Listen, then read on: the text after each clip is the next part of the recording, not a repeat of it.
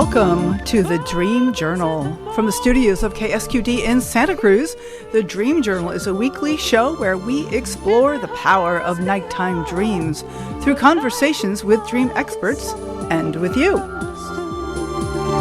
So there's no those violins, time is keenly found. We are not alone, water over stone, even if you're by yourself. In the words of Carl Jung, who looks outside dreams, who looks inside awakens.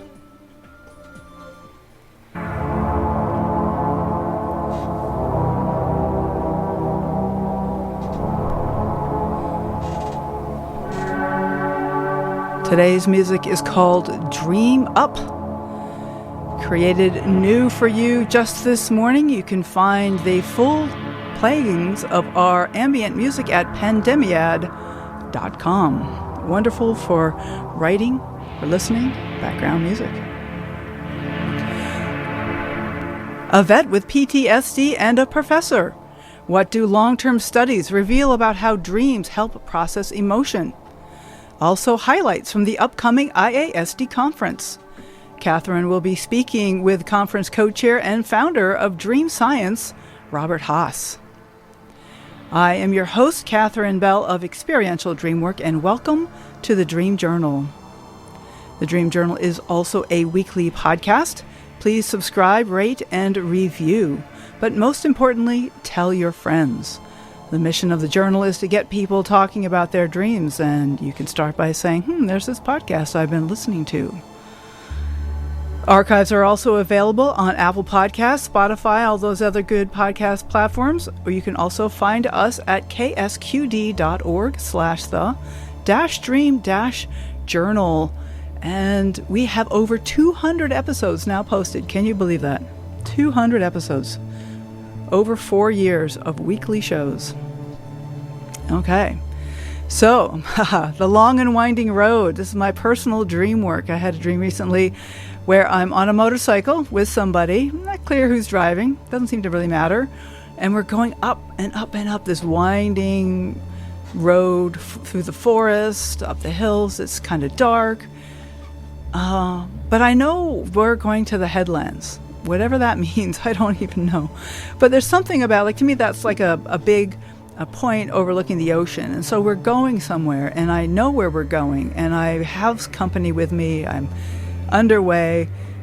And there's something about just knowing where I'm going. And even though it's winding and dark sometimes, it's good to recognize that I kind of know where I'm headed. It seems miraculous, but in the dream, I could feel it, and so I can bring that feeling into my waking life, too. Our guest is Robert Haas. He is a director and past president of IASD, and that is the International Association for the Study of Dreams. He is the conference director of that and has been the main power behind these conferences for these many years. We're having 40-year anniversary this year. There's been 40 years worth of conferences. Bob Haas is also the director of Dream Science Foundation, a group which funds research grants related to dream research. He's also a Hayden Institute faculty instructor, is on the board of National Institute for Integrative Healthcare. Bob specializes in Gestalt therapy, Jungian therapy, and contemporary dream research. He is author or editor of 4 books with chapters in 5 others. You can find Bob Haas at dreamscience.org. Hello, Bob. Are you there? Hello, Katherine. Yeah. Gotcha. Excellent. So one of the long understandings about dreams, long-term understandings about dreams, is that they help us process our emotions, and there's something really vital about that.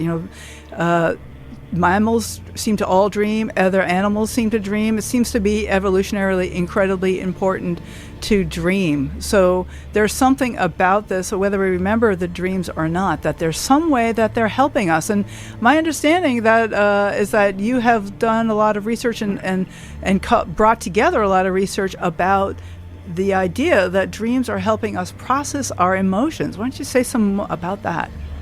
Yeah, sure thing.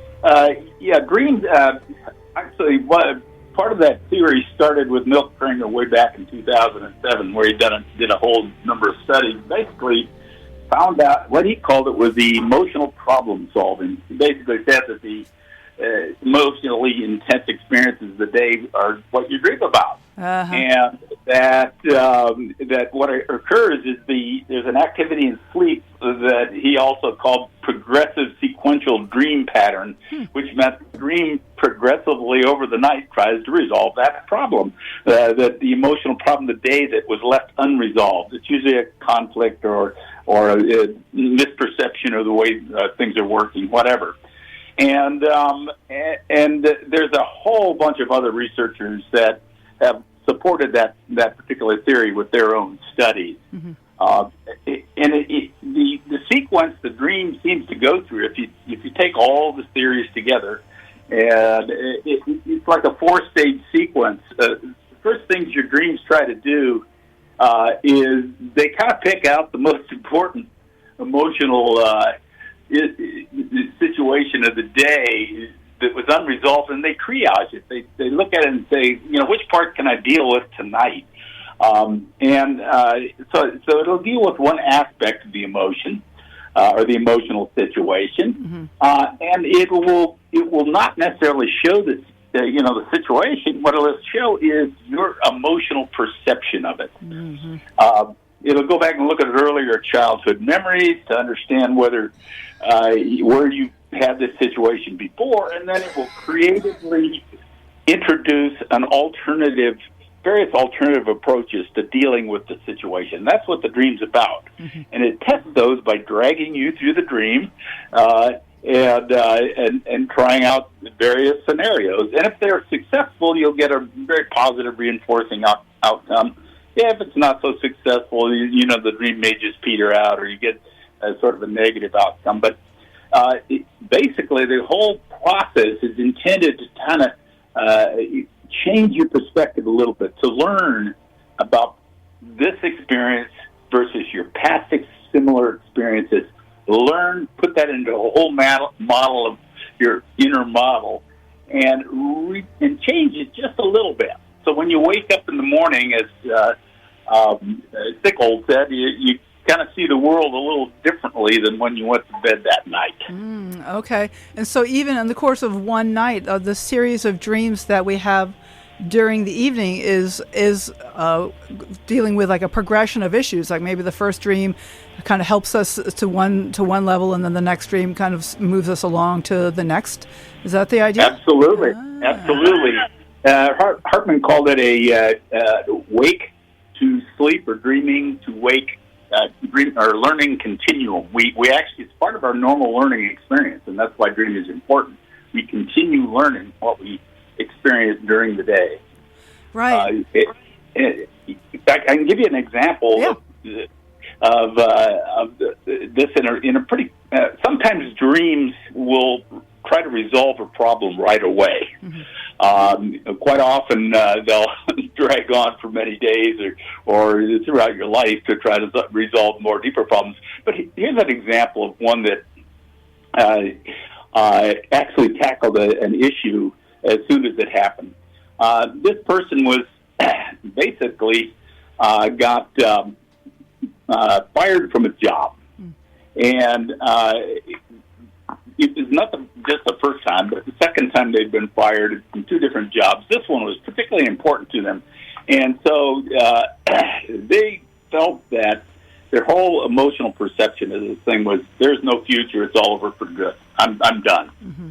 And what happens when we dream, the dreaming mind works on the emotional aspects, your emotional perception of the situation.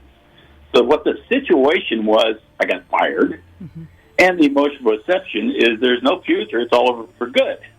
Well, that night, what this person dreamed, woman dreamed, she says, I dreamed I was crushed under a building. It was all over for good. Mm-hmm.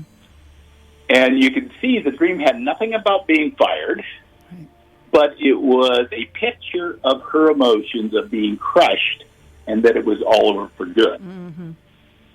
And so then what the dreams do is, let's start out detecting this picture of your emotions that you're dealing with. And then they creatively plan and test some sort of alternative viewpoint or resolution. So the dream went on. And it basically showed the person suddenly becoming another person and digging themselves out of the rubble. Mm. Okay, and this is kind of a message or a way the dream has of saying, you have the inner strength to pull yourself out. Okay. And so the dream was basically showing an alternative way of looking at this situation, that she really is strong enough to pull herself out of the situation. And then in the end of the dream, she says, I came back to life and I could now go on. And she woke up. So here was the positive reinforcement. And the learning actually occurred in the dream, because she wrote it down because it was a really interesting dream, but had no idea it had anything with doing getting fired. And she didn't even interpret it or work on it for a month or so afterwards. But when she came alive again in the dream, she came alive again in waking life, because what she did was she ended up starting her own company. Yeah. And it's still successful today. Huh. So, she learned in the dream that she had that inner strength. And that's the function of dreams, emotional processing, to try to bring about a change in the way you look at life and a reduction in the emotional trauma. I love that. So there was, I like that she was digging herself out. It wasn't some Deus Ex Machina coming to rescue her or something, but it was herself that dug herself out. And in waking life, she ended up creating her own company. So she really did dig herself out of that hole. Absolutely, absolutely. Yeah, and it all occurred in the dream. It wasn't until months later that I worked with her, and we discovered that that's what this was all about. Well, that gives great comfort to people who don't remember their dreams, or certainly even those of us who do write down dreams. There's like many, many times more dreams that I have than I actually write down, but even those dreams I don't remember are still helping. They're still doing the work in the dream. Absolutely, absolutely, yeah. So I'm struck by this idea of dream series in the course of one night. And there's also some studies that I've heard you speak about, and I think you're going to be talking about at the conference, the IASD conference, having to do with long-term dream series, like over the course of years or even in one case decades, that you've looked at these series to see how the dreams help people and reflect. I mean, they reflect what's going on, and they also are doing that emotional processing over longer periods of time. I wondered if you'd like to talk about that a little bit. Yeah, sure. That's a very interesting study I do. There's a fellow named Mark Levi who put 137 dream reports span 45-year period into the University of Southern California, Santa Cruz Dream Bank database. That's a database I use to do content analysis. It's got something like 40,000 dreams in it. Oh. And I pulled out his dreams over that period. I looked at the content, and what I found out that he recorded them in 4 different periods over that time, the 45 years of. And this is all from one person. This 45-year period. One person. Yeah. Okay. One person, and there's a theory that a guy named Wilmer had come up with when it related to PTSD dreams, and this fellow had PTSD. These dreams occurred right after his, were recorded right after his duty in Viet Nam, and so he had PTSD very seriously at first. And what Wilmer, in his earlier studies, found out is as a person tends to recover, the dreams go from replays of the actual event to suddenly they get mixed with other material, like metaphor material, like regular dream, but it still has a part of the trauma of the wartime period. And then as a person more fully recovers, the dreams become totally metaphoric, like the dreams you and I have. Yeah. Most of the time, every night. And what I found when I studied this fellow's dreams over the 45 period was almost a linear reduction, a linear reduction in life threat situations in his dreams, so they became less nightmaric. But over that same period, it did exactly as Wilmer had found. It started with almost, the first 3 years were almost all replication of compat. Right. And then gradually this decreased and decreased.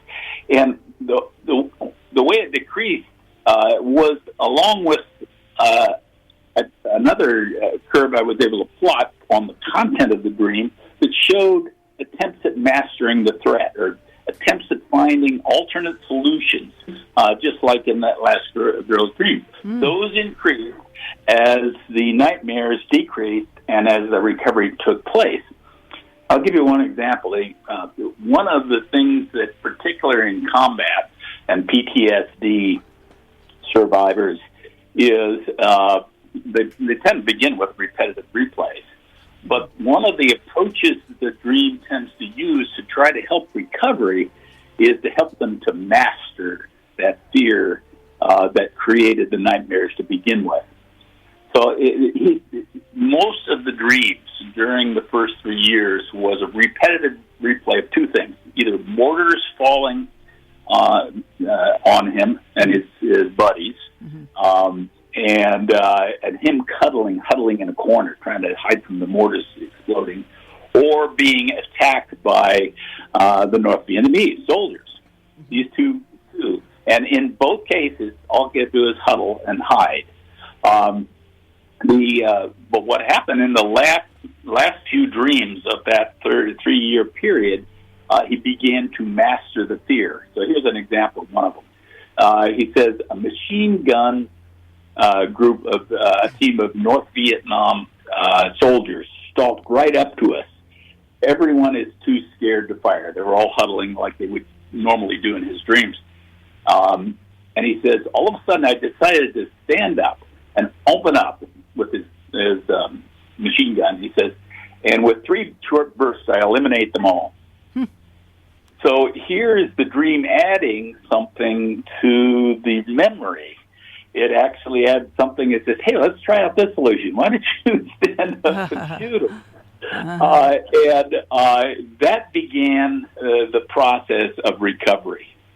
And what I found when I did the analysis is that throughout this entire period, and it was sometimes increasing, the dream continued to introduce alternate viewpoints. Here was one in the second period of his that he recorded his dreams. It was after just 2 months of therapy. He didn't have a lot of therapy, and it seemed like the dream itself was helping to recover. Because here's what happened in the dream: is with my old unit in Vietnam, the orders come over the radio that we are now finished with patrols. So all of a sudden, a voice comes and say, "You're finished. You're not still in the war. You're finished." Nice. He says the others walk off, and I throw the gun down and follow them. So he decides I am finished. And he says, there's a feeling of complete freedom, no longer wearing my helmet. So here's the dream actually rewarding or reinforcing that solution that he finished by giving him a great feeling as he woke up. So, and this sort of thing continued through his 45 years of dreaming and nightmares. To the point where in some of his final dreams, he was basically walking away from even his identity as a vet. Wow, that's amazing. And so this whole series, so like I'm thinking of the nightmares at the beginning, they're unprocessed. Like is there a way that a nightmare is an unfinished question? Like there's an attempt to find a solution, and sometimes when we wake up with a nightmare still bringing in our head that we failed to find a solution for that particular dream.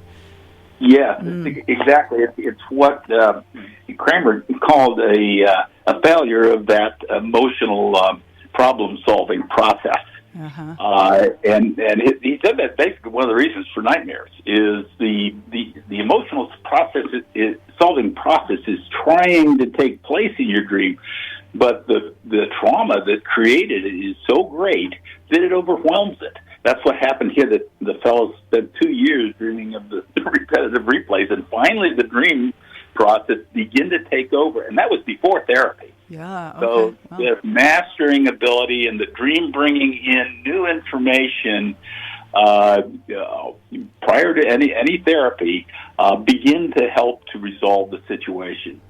But up until that point, it quite often the fears just totally overwhelm your own dream, natural dreaming, self-healing process. So I wonder if you have any advice that you could give people who have nightmares, Bob. Like this whole conversation brings a lot of hope for me around nightmares. But people who feeling stuck with nightmares, whether they're clinically PTSD or not, I wonder if you have some advice for how for people to approach their dreams and to think about their dreams. Yeah, three things I want to say. First thing, one of the things that Ernest Hartman used to talk about, he says, look, even these replay nightmares, look at them and see if something changed between one or two, and that shows you a sign that your natural self-healing process is trying to take place. But the two approaches that are used that are quite successful, you can do it yourself. It's probably better to do it with a therapist. But one is called IRT, where you go back into the dream itself, the nightmare itself, to try to understand what decision you had made. Like I'm responsible for my buddy dying, or something like that. What decision you made, so that decision can be corrected. And one of the ways that you can correct it is by changing something in the dream. That is, you go back and think about the dream, what happened in the dream, and then imagine something different. A different ending, or something that changed in the dream, like the mastery that this fellow did, where he said, I'm going to get up and shoot these guys. Well, the dream did that. You can do that too. You change that and then rehearse it. After you wake up from the nightmare, rehearse that new change, rehearse that ending 2 or 3 times, maybe a day. And eventually what will happen is your mind will catch on to that when you're sleeping, and will start creating those little changes in the scenario. When you work with a therapist, they look at what decisions were made that were helping to get you stuck in the nightmare, and they'll work on changing the decisions in this process. So but there are some things you can do yourself. The other, which is been quite effective, a little harder to do, involves lucid therapy. Lucid dream therapy. If you can, and many of you probably experience this, you'll realize at some point in the dream you're dreaming, if you don't like the dream, you'll try to wake yourself up or something like that. Well, lucid dreaming therapy is quite powerful if the person can be taught to lucid dream, that is, in the midst of a nightmare or something, to basically realize that they're in control, or realize maybe even that it's a dream, and turn around and face the fear. I've got a silly example. Yeah, please. This is always my favorite. One woman in one of my classes, we were talking about this stuff. She said, that happened to me. She says, I've had this recurring dream for years that I'm being chased by this big black monster. And it chases me to the point where I wake up out of fear. So it's a typical repetitive replay dream. Although the monster is a little bit metaphoric, right. But still it's a repetitive dream. And so she said, well, one night, she said, I was being chased by this monster, and I found myself up against the wall. I couldn't run anymore. So I turned around and I faced the monster. I said, what are you going to do to me? And the monster said, I don't know, lady, it's your dream. Oh, my God. And even though it's funny, it's got a very important message. It says, this is your fear. You can take care of it any way you want to. And it did. It related to some internal fear of some parts of herself, actually. Right. But, that is the kind of therapy that lucid dream therapy helps you to do. But changing one thing in the dream sometimes eliminates the nightmare. And just bringing consciousness into it, like she recognized that she was dreaming, and this was like the dream again, and allowed her to really stop and face and turn around and change the arc of the dream. Exactly. Okay, that is fabulous. So my guest today is Bob Haas. You're listening to the Dream Journal on K-Squid. This is 90.7 FM, streaming live at ksqd.org. My name is Katherine Bell. We're talking about long-term dream series, and when we come back after the break, we're going to talk about the IASD conference, which is coming up in June 18th to 22nd, up in Ashland, Oregon. Going to be real fun. We're going to be talking all about that. We'll be right back.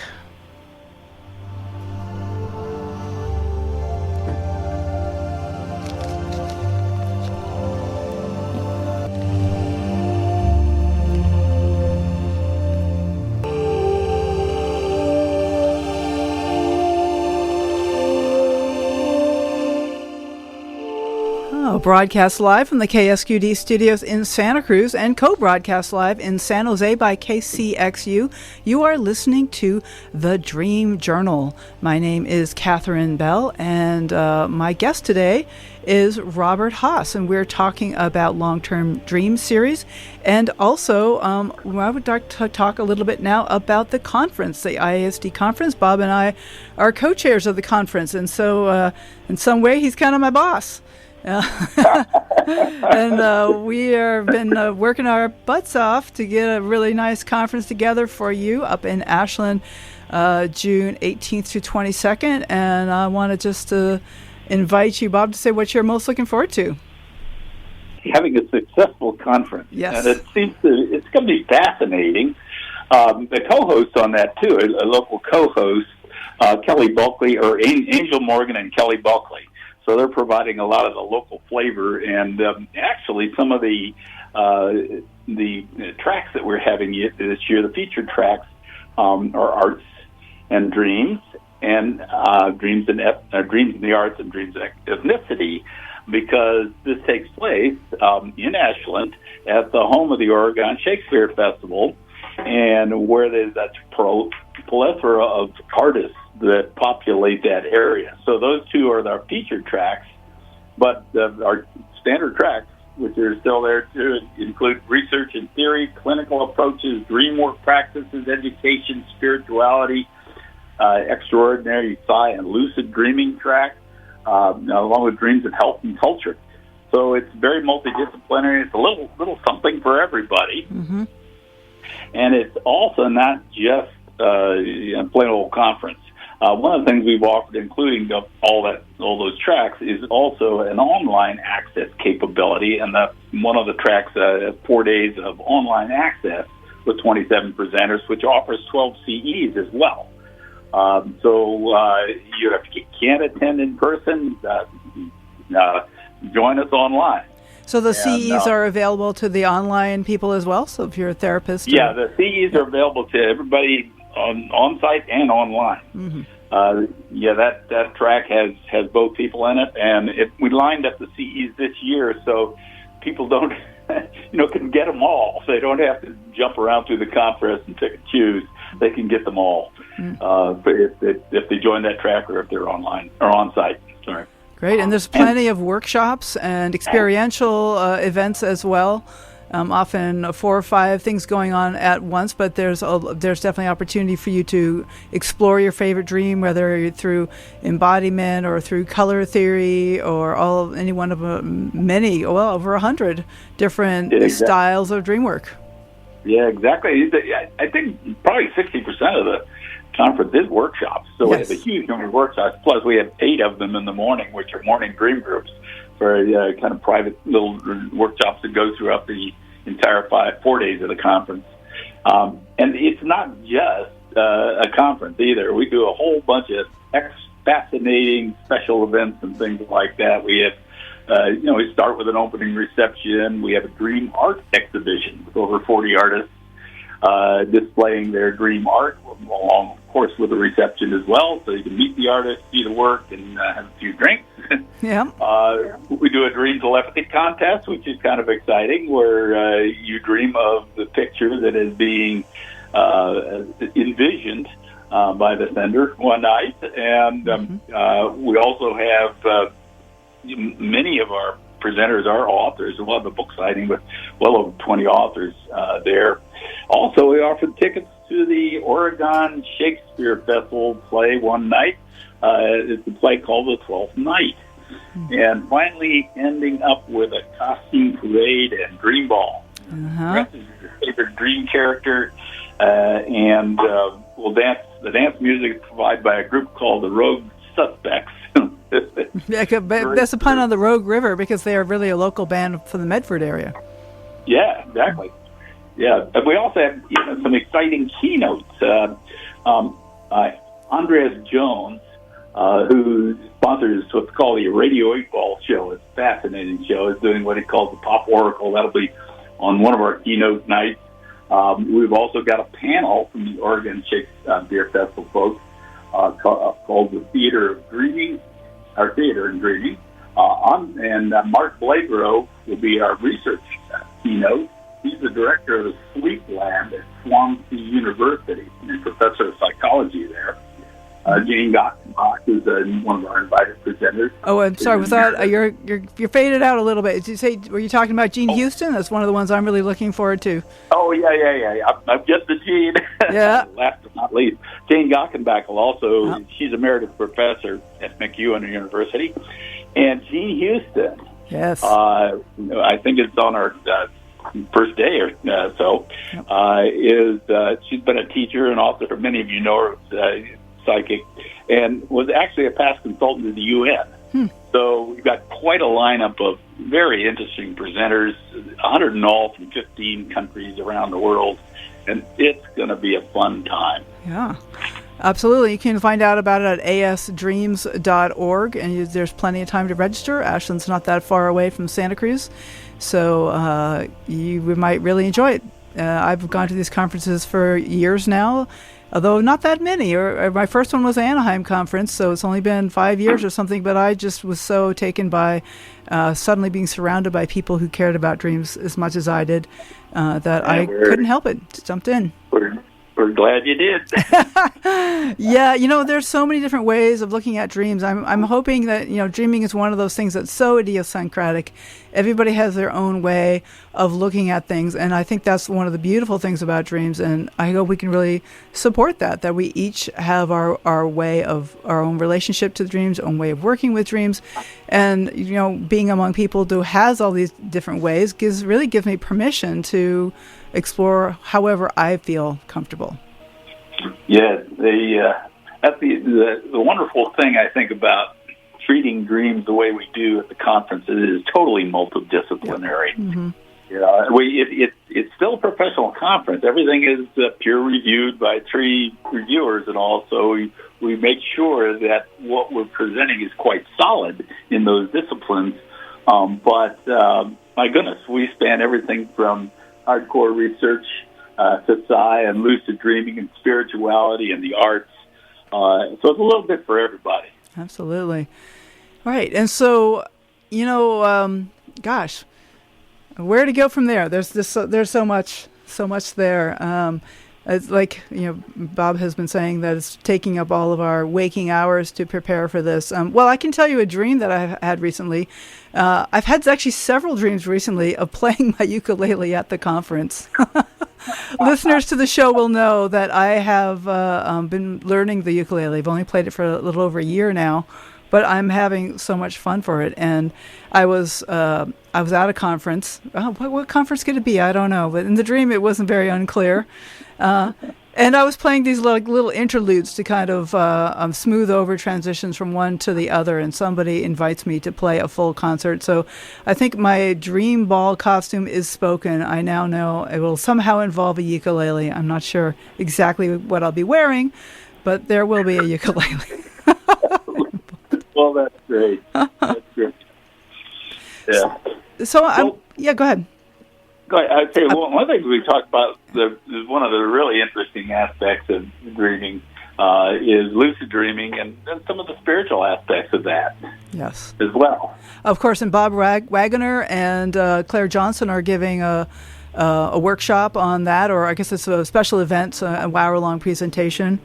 And we have quite a few lucid dreaming people who are presenting things there. And because, Bob, I probably confessed to you before, is that I don't successfully lucid dream very often. I occasionally lucid dream more or less spontaneously, but it's just not something that comes easily to me. And just to like kind of veer off for a bit, do you have a sense, is there like a certain personality of people who can lucid dream or can't, or brain type, or?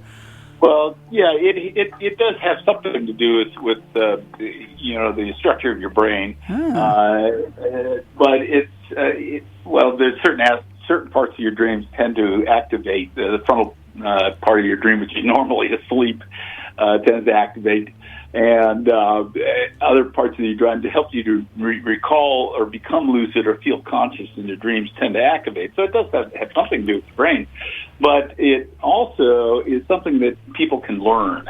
I'm too lazy to learn, but I do have one. There is one technique that I use. It's called the wake back to bed, and that's kind of a little easier for people. You can try to incubate it by telling yourself before you go to bed, tonight I'm going to have a dream about such. It's going to be a lucid dream. I'm going to wake up and remember it. If you do that over and over again, you might convince your mind to do it. The wake back to bed sometimes works. It's where you, like 3 a.m. or something, about a couple hours before you normally wake. If you do wake up, just stay awake for about 30 to 90 minutes, doing something gentle, maybe reading a book or something. It's probably best not to get on your PC, even though I do that, because that can keep you awake. Yeah. But and then when you go back to sleep, what you've done, you've disturbed your REM cycles enough with your circadian rhythm that quite often you'll find yourself in a lucid dream. Lucid dreams usually occur during REM stages anyway, and so you triggered your brain to in a state of sleep that's a little bit closer to waking, and quite often it will happen. But again, I'm kind of lazy and just do it. And it more of mine happens spontaneously, or when I do that. Okay. And they quite often happen when I have a big question or stress I'm dealing with. I don't know if I gave you that example in one of the shows about the dream that told me all I need is love. Yeah. I get for that one. That's so sweet. But, all I need is love. Yeah. What I found to do, and I think it's very important for people to realize that behind our dream is you could call it a greater wisdom, a watcher, whatever you want to call it, or divine wisdom. It's there. Carl Jung called it the collective unconscious and the self. But there's a wisdom there that if you realize you're dreaming, what you're doing is you're now consciously dealing directly with the unconscious mind. You can now negotiate. You can now ask it questions and get answers.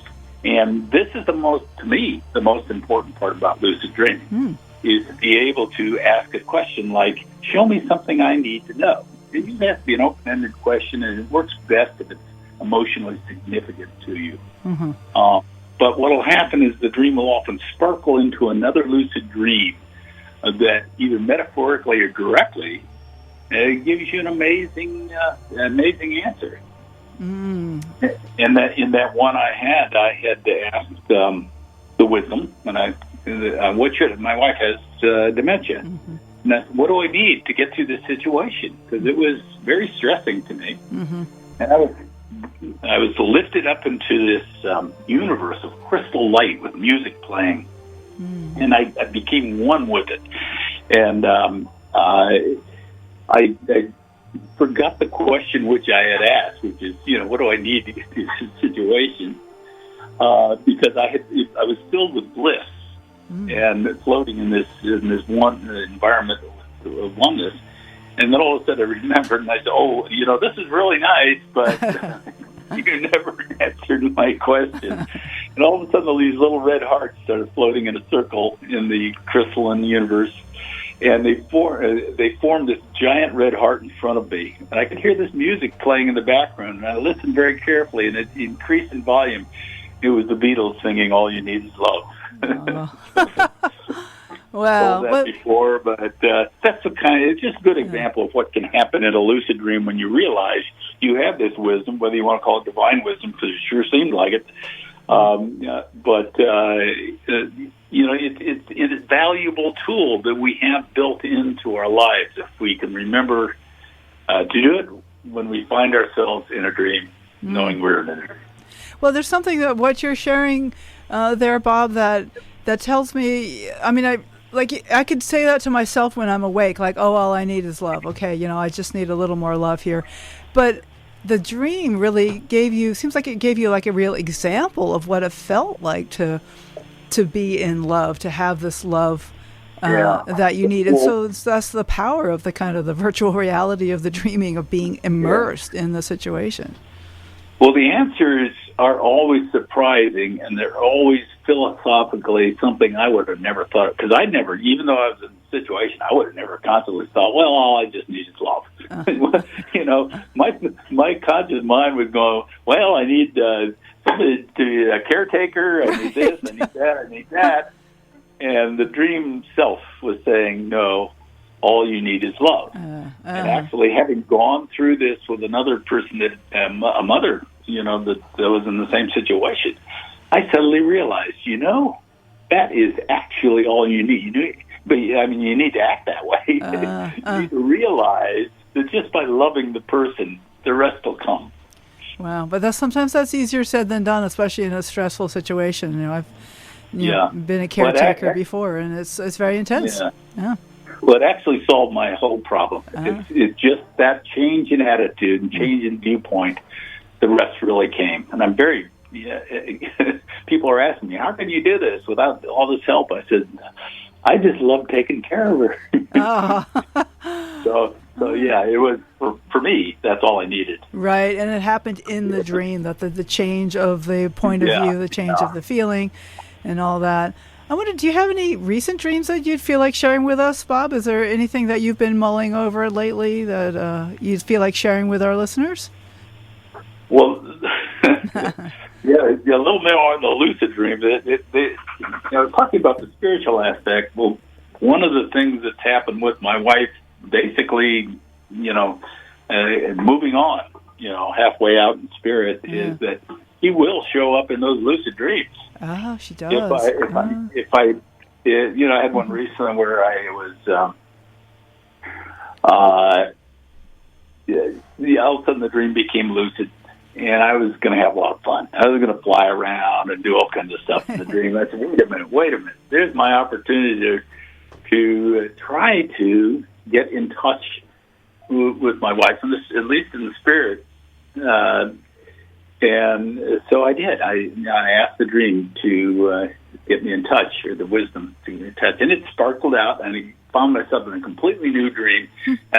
And what I did was I asked the question more like a prayer. Please, Lord, help me, or whatever I wanted to call the divine wisdom. Sure. Help me to find what the situation is with my wife. Mm-hmm. And all of a sudden it sparkled, and I was in a room with her at an earlier age. And when we were it was beautiful together. And the electricity of that motion, the emotions, the love, and the emotional intensity, the pleasant emotional intensity, was something I don't experience even in waking life. And so it was just wonderful to be with her. And I said, well, what are you doing? And she says, oh, I'm packing. I'm packing. She said, I'm packing the bag for us to go see God. Wow. Wait a minute, I'm not quite ready. I'm not ready.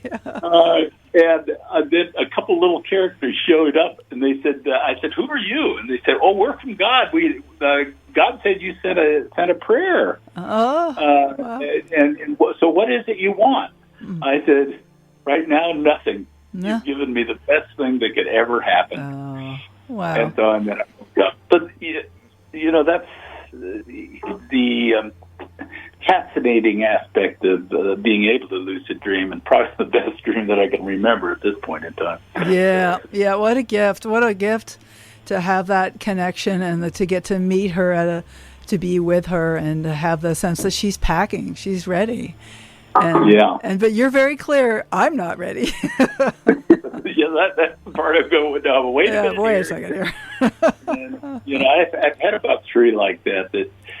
There is a theory that as a person has dementia and whatnot, the soul does begin to remove itself from the body and can exist actually on the other side to a degree. Mm. And these dreams seem to be confirming of that. Yeah. No, there's... yeah, go ahead. I just wish you could ask me to go with her. I got a lot of stuff to do here. We got a conference to run. We do. We have a conference. We're not done yet. Yeah.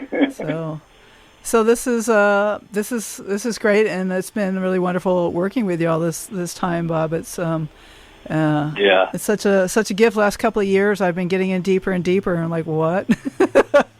But I've discovered as part of this that I'm mulling over the difference between happiness and satisfaction, and that I can do something even if it's stressful, but it brings me satisfaction and it's worth doing.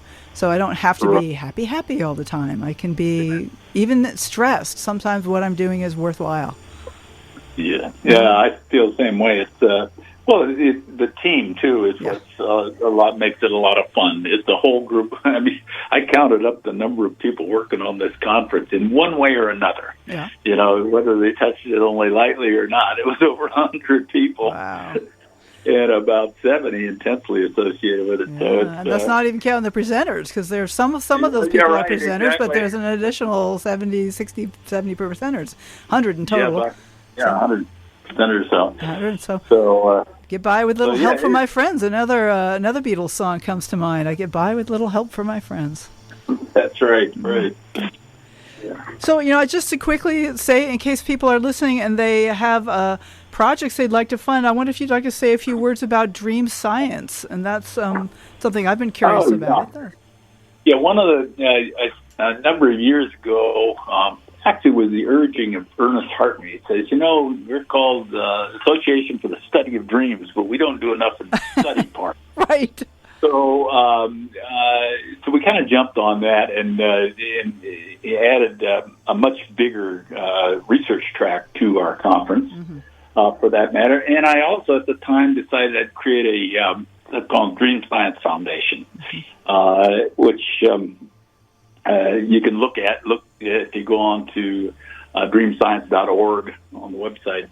You can see it. But it was to help offer grants to researchers, young researchers, or even research teams that normally can't get grants in dreaming, the subject of dreaming. Mm-hmm. And I would do this in conjunction with IASD. So we basically share funding, and then try to stimulate funding from other sources to add to it. And over the years, I don't know how many 40, 50 grants I think we've offered over the last decade or so.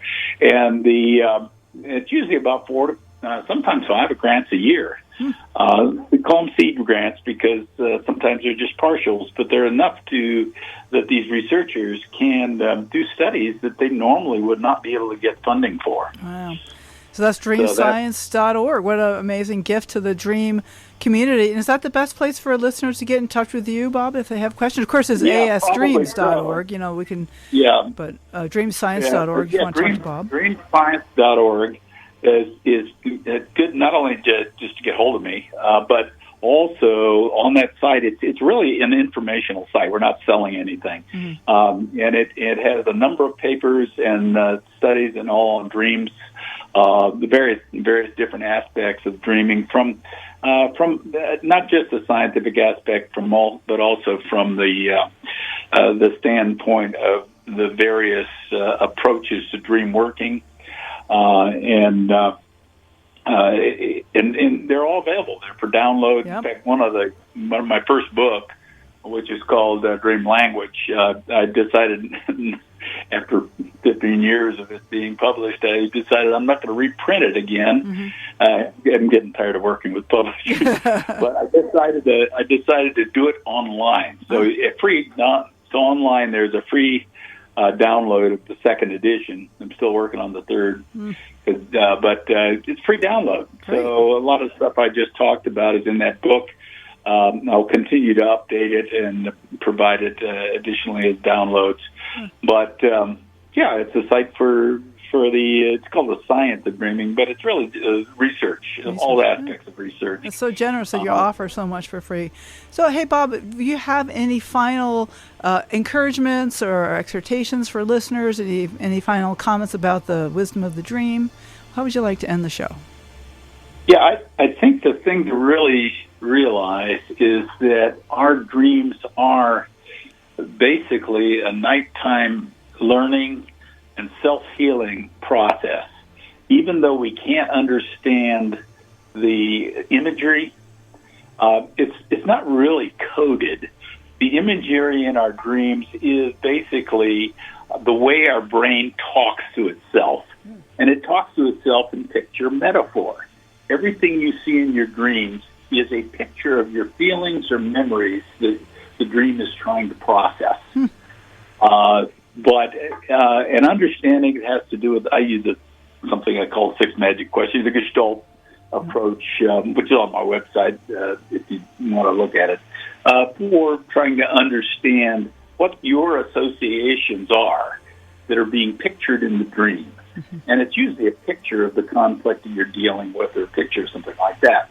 So that's the dream, that's the brain talking to itself. But just whether you understand it or not, the dream is always trying to self-heal. The brain talking to itself. itself. Balance things out. It's trying to take the information from the day before and add new information creatively to it based on your entire life. And then so you can wake with looking at life a little differently. Wow. That's great. It always looks better in the morning, doesn't it? Yeah, and actually, most of us experience that too, right? You feel a little better about something you were hacked off about the day before. Thank you, Dreams. Well, thank you so much, Bob. Bob Haas, it's fabulous to have you on the show, and I will be in touch soon, as you know. Okay, great. We got planning to do. All right, take care now. Thanks again. Okay, bye-bye, and thanks. All right, bye.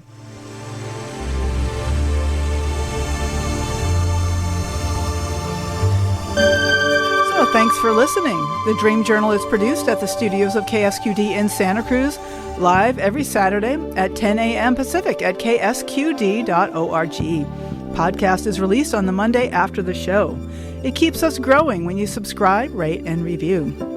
I'm Katherine Bell. Find out about my dream coaching practice at experientialdreamwork.com. Email me at Katherine@ksqd.org. That's KATHERINE@ksqd.org. You can follow Experiential Dreamwork on Facebook and Instagram to find out about upcoming shows. I'd also like to thank Rick Kleffel, engineer and music creator, and Eva Milady for audio editing. The intro music is called Water Over Stones, and this outro music is called Everything, both by Mood Science. Tomorrow morning when you wake up, take a minute to write down your dream and bring it to the next Dream Journal.